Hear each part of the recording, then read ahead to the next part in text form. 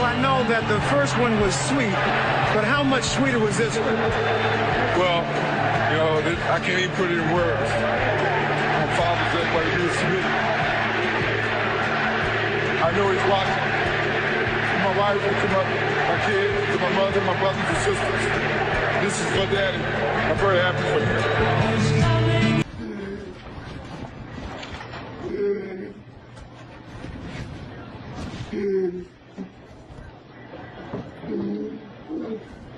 All right, guys, give me a break, all right? Yeah, that's all right.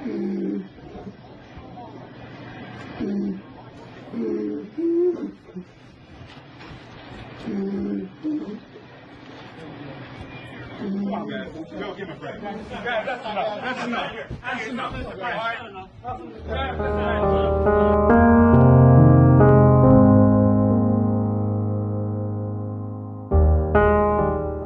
Hey guys, okay, thank you for joining me again. I really want to say this. I want to say that I appreciate all the views. I appreciate the likes. I appreciate the positive feedback. And I thank you for watching.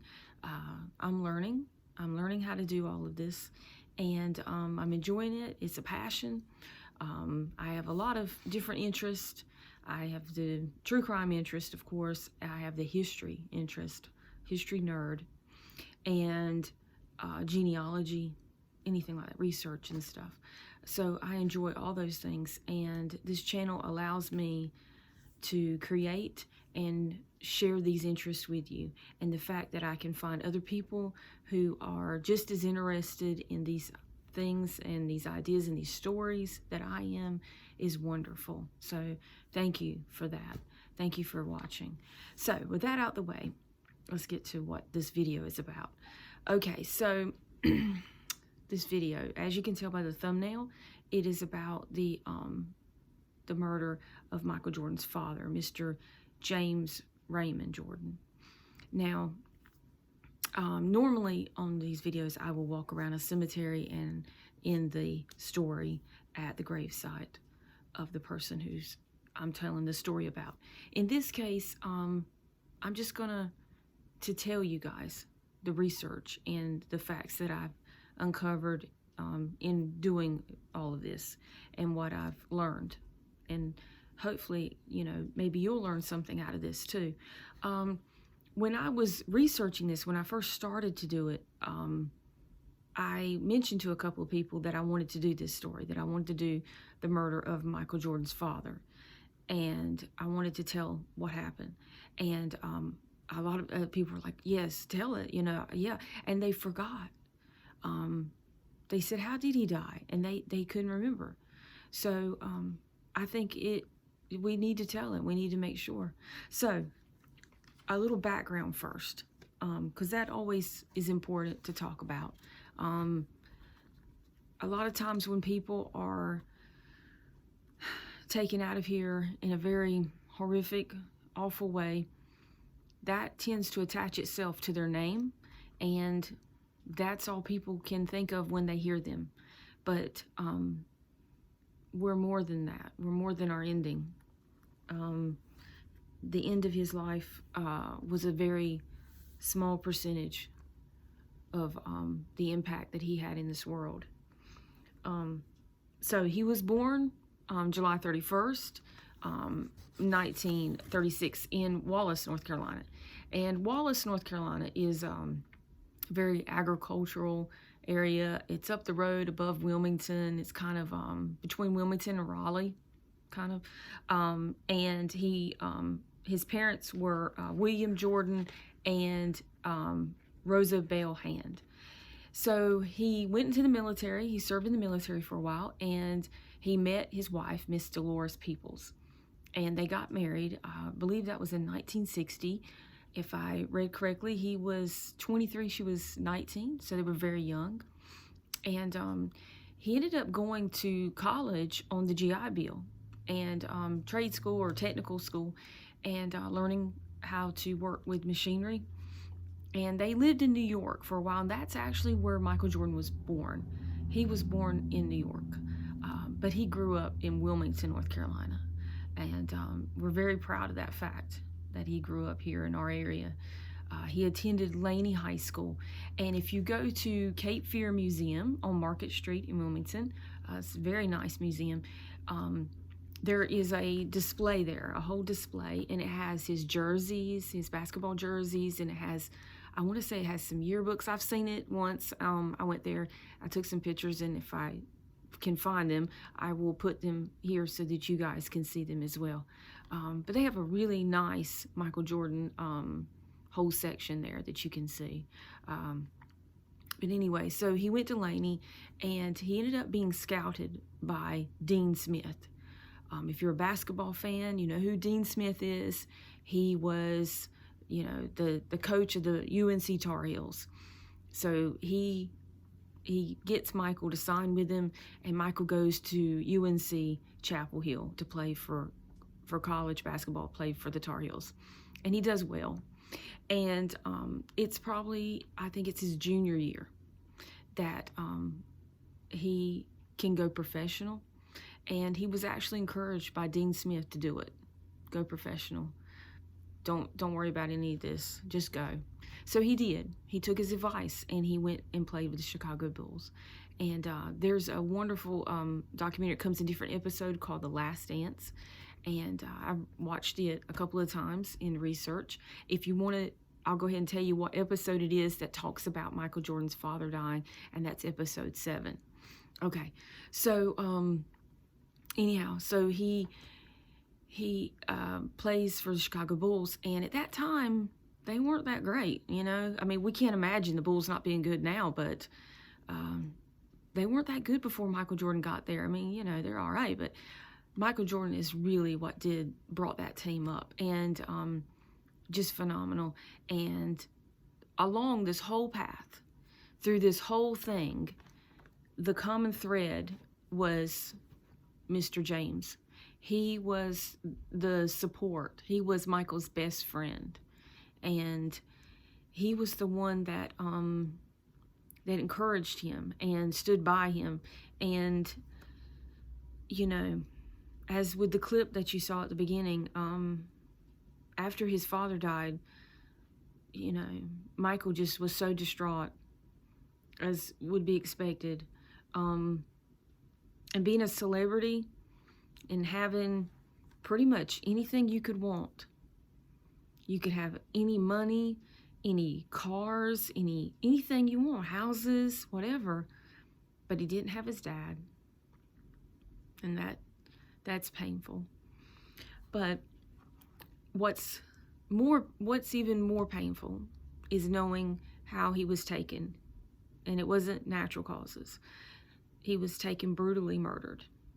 So, how did that happen? Okay. Well,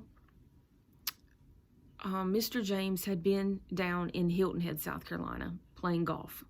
I've been to Hilton Head a couple of times. It's a beautiful area, a lot of golf courses. I don't play golf, but I tried. It's not.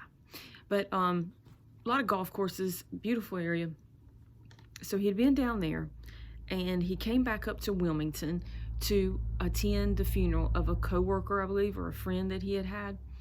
And he done that, and then he was going to go back to Charlotte, where they lived, and he was going to fly out of Charlotte later and go to Chicago and attend one of Michael's games. Him and his wife, Miss Dolores, they were very, they were regulars at Michael's games. They always were there to support him. And so that was the plan. And he was probably tired, I imagine, So he pulled over in Lumberton, North Carolina. Now, I have read that he pulled over at an exit or a ramp or something. And then I read in one article that it was near the Quality Inn in Lumberton. It's a hotel. So it made me think, well, maybe what he done was he pulled over near the parking lot. That makes more sense to me. But regardless, anyway, he pulled over. Now, the car he was driving was a car that Michael had gave him. It was red and gold, very nice, and it was a Lexus. Very nice car. And the back license plate of this car said UNC 0023. Okay. Now, he pulls over. He's tired. He's going to rest. Have you ever been driving on a long trip and you can't, maybe you're falling asleep. Maybe you work nights and you just can't keep your head up and you're like, I've got to pull over and just get some shut-eye just for 30 minutes, something, you know? So I imagine maybe that's what he was thinking. So he pulls over and he's there in his car and he's approached by 2 teenagers. And this is where everything goes wrong. The 2 teenagers said that they were going to rob him, and that was the plan. But in the midst of this robbery, Michael Jordan's father, Mr. James, is shot. He's shot once in the chest, and the gunshot goes to his heart, and he dies. So these teenagers, their names are Green and Demery. And I'll tell you their full names. Daniel Andre Green. I have my book here. And my notes. And Larry Martin Demery. So they still go back and forth on who pulled the trigger. But there's a saying when there's cases like this, first to talk, first to walk. Well, Demery was the first to talk. So he said that Green pulled the trigger. Okay. Now, they shot him and they took his body over the state line. Lumberton is not that far from South Carolina. It's really not that far. So they drove to South. They drove just over the state line in a small area called McColl. It's McColl, McColl. And they went to a bridge called the P Bridge, and it's near Gum Swamp. And that's where they dumped his body. And they left, and they returned back to where they lived. And during the course of the next few days, they drove around in his car, and he had a phone in his car. Now, I don't know what kind of phone it was. I'm not sure if it was a cell phone like we have today, a handheld, or if it was one of those bag phones. Because I remember being a teenager and having a friend who borrowed her dad's car, and they had a bag phone in the car. It was such a big deal. And we drove down, we went to Myrtle Beach, the Pavilion, and we had to make a call because, you know, we had a bag phone, so we had to use it. And I remember it was just such a, you know, it was so cool. So I don't know what kind of phone he had in the car, but they made some calls. The first call they made was a 1888 number, a sex line. And I remember back in the 90s, those commercials, along with the psychic commercials, they were always on. So they made that call. Then they also called Green's half-brother. Now, all this information, this got tracked back to them. So this was not good for them. So they did that. They also did rob things out of the car. Something that they robbed was, there was 2 NBA championship rings that Michael had gave his father. And later on, one of those rings was seen in a video that Green had filmed. It was a music video that he had been part of, and in the music video he's wearing the ring. He's wearing it, and it was identified. They traveled, the detectives I read traveled and visited Michael. He didn't never give testimony or anything like that, but they visited him and he identified that that was the ring that he gave his dad. So that was another part of the evidence that linked back to them. So they had the ring, they had the car. The car ended up being discarded down a dirt road called okay, so the name of the road where the car was discarded was Downing Extension Road in Fayetteville, and it's a dirt road. So they found the car down there, and it was stripped. It was completely, everything was taken off this car. Was nothing left. And now that was August the 5th that the car was found. And back up a couple of days, and there's a man that's fishing in McColl, South Carolina. He's fishing near the P Bridge in Gum Swamp, and his name is Mr. Locklear. I won't give his full name, but he comes across a gruesome sight. He comes across a body that had got caught up on the roots and the tree limbs, and it was decomposing.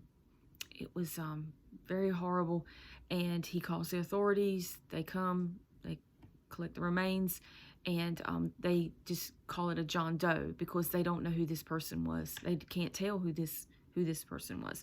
And for whatever reason, I read that they didn't have enough storage, that they ended up taking the hands and the jaw for the teeth, and they cremated the rest of the remains. So that happened August 3rd, that this body was found. Now, they have not connected yet. Body found in South Carolina, don't know who it is. Now, a car's found in Fayetteville. But it didn't take long to figure out who the car belonged to. Now, when these teenagers killed Mr. James, the license plate on the car was UNC 0023, and 23 is Michael Jordan's number, his basketball number.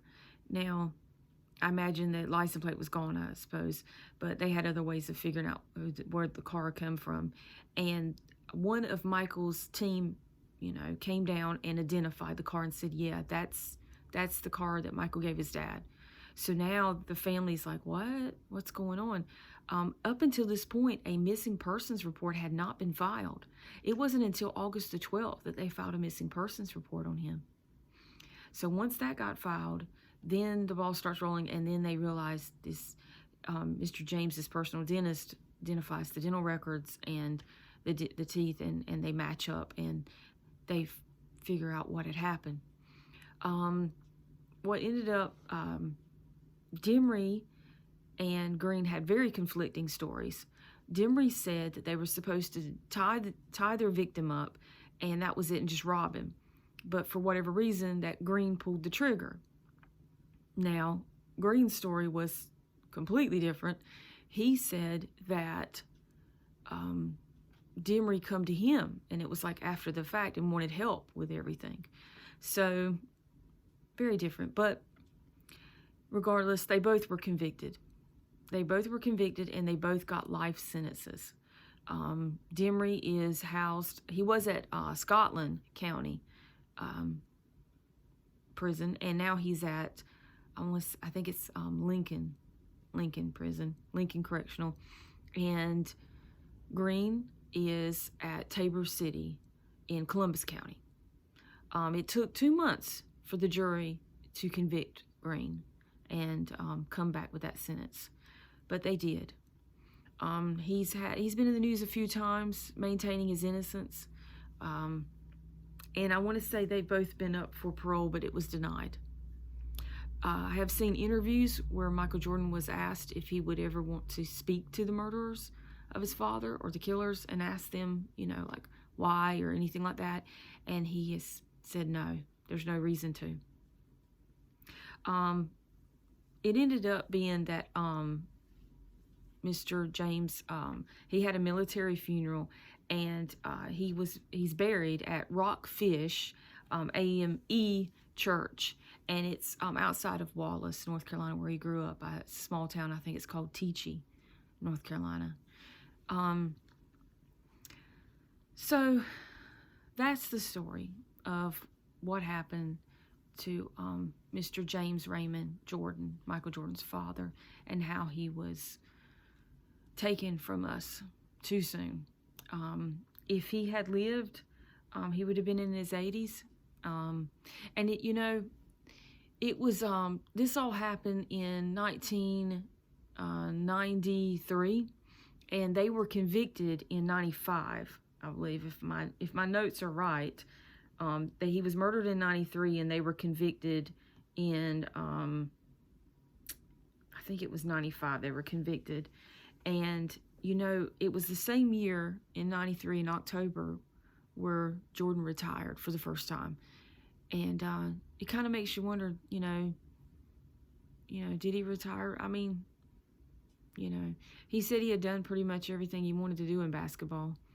He'd won a lot of championships and all. And, you know, his father was such a influence and just, you know, a person that was always there supporting him. And to not have that. And, you know, if you've ever lost a parent, you kind of float for a while, especially if you're very close to your parent. If you're very close to them, you just kind of float through life. And it can last a while. It can last a long time. But I think that Mr. Jordan was a big reason for Michael's success. He was an excellent father, and it really showed in how Michael conducted how hard he worked, the work ethic he had, and how he is as a person. But anyway, so that's the story. I hope you enjoyed listening to the story as far as me telling it this way. I know it's different than some of the other times I've told stories, but it's a lot of information to cover. And I thank you all for watching and giving me this time of your day, and I appreciate it. Please subscribe if you haven't, and leave a like, and have a wonderful day, and always keep seeking.